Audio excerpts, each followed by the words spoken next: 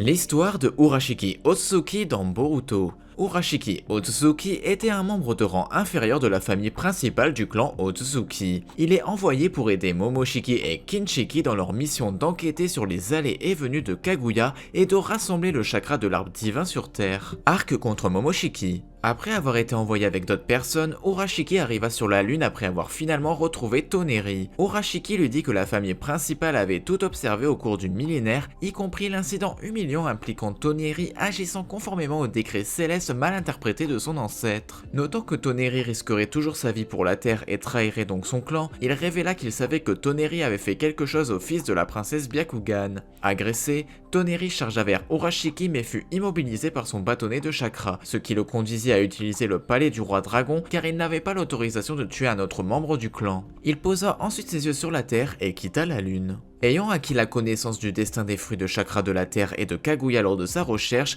Urashiki approcha Momoshiki et Kinshiki Otsutsuki dans un château dans une dimension de lave. Là, les trois partirent sur terre et informèrent Momoshiki que le chakra du fruit avait été dispersé en 9 bêtes à queue, dont l'une était possédée par le Jinchuriki Killer Bee et l'autre par Naruto Uzumaki. Après que ses supérieurs vainquirent Hashibi, Urashiki nota qu'il semblait que Kaguya avait développé un attachement à quelqu'un sur la planète avec qui elle avait eu des enfants, ce qu'il considéré comme un acte de trahison envers eux. Dans les jours qui suivirent, il contourna la barrière du convoi éclair de Gaara et s'approcha de lui. Sachant qu'il était auparavant le Jinchuriki de Shukaku, Urashiki utilisa sa canne à pêche pour voler le chakra de Shukaku avant de partir. Plus tard, lorsque Momoshiki et Kinshiki attaquèrent lors des examens Chunin, Urashiki remarqua que Mitsuki utilisait sa transformation d'ermite et l'arrêta en prenant une partie du chakra de Mitsuki pour lui-même, puis il fut ensuite attaqué par Chojuro et Gaara. En le repoussant, le duo réussit à l'attirer dans un piège, le forçant à utiliser son Rinnegan pour s'échapper. Quelques jours après l'incident, alors qu'il inspectait la souche en ruine de l'arbre divin où Momoshiki avait été tué,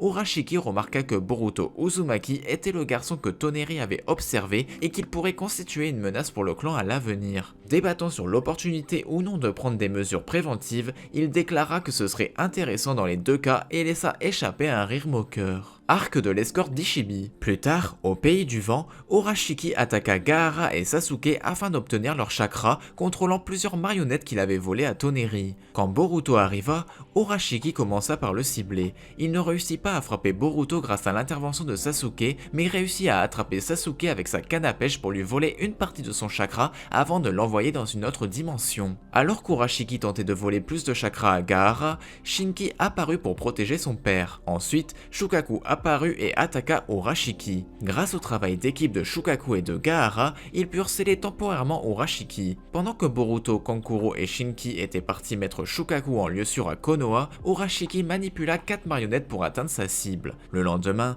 les 4 marionnettes réussirent à rattraper les 3 shinobi. Kankuro décida d'affronter les marionnettes et fut mis en difficulté. Il réussit à vaincre les marionnettes en les entraînant avec lui dans une explosion. Plus tard, Urashiki réussit à s'échapper de l'endroit où il était emprisonné. Par la suite, il observa Shikadai et Temari via une marionnette et la détruisit pour ne laisser aucune trace. Arrivé à leur remplacement, Urashiki leur vola leur chakra avant de rattraper l'escorte de Shukaku. Tandis que les Genin savaient qu'ils n'étaient pas de taille contre lui, ils réussirent à mettre en place une stratégie pour sceller temporairement à nouveau Urashiki, qui trouva ce plan superflu. S'échappant à nouveau, il commença à les traquer, cherchant les zones les plus probables où ils iraient pour atteindre Konoha. Finalement, il les trouva en route vers un pont menant au pays du feu. Alors que les deux cibles commençaient à concentrer leurs efforts pour se cacher, le tracker rendit rapidement tout effort inutile. Il frappa Shinki, qui révéla n'être qu'un clone de Boruto métamorphosé. Comprenant la vérité, Urashiki utilisa la manipulation des ombres pour immobiliser Boruto et pour récupérer la bouilloire qui s'avéra n'être qu'un leurre également. Bien que contrarié d'avoir été trompé, il décida de faire de Boruto un otage utile. Son plan fut interrompu par l'apparition soudaine de Shinki, qui avait déjà confié Shukaku à des shinobi de Konoha. Alors que Boruto et Shinki luttaient pour se défendre face à Urashiki, l'œil droit de Boruto réagit au cours de l'affrontement, éveillant ainsi le Jogan qui intrigua beaucoup Urashiki. Avec le pouvoir de son œil qui est la capacité de percevoir les espaces dimensionnels d'Urashiki, les deux shinobi réussirent à le tromper et à lui infliger un coup critique. Impressionné et agacé par leurs efforts,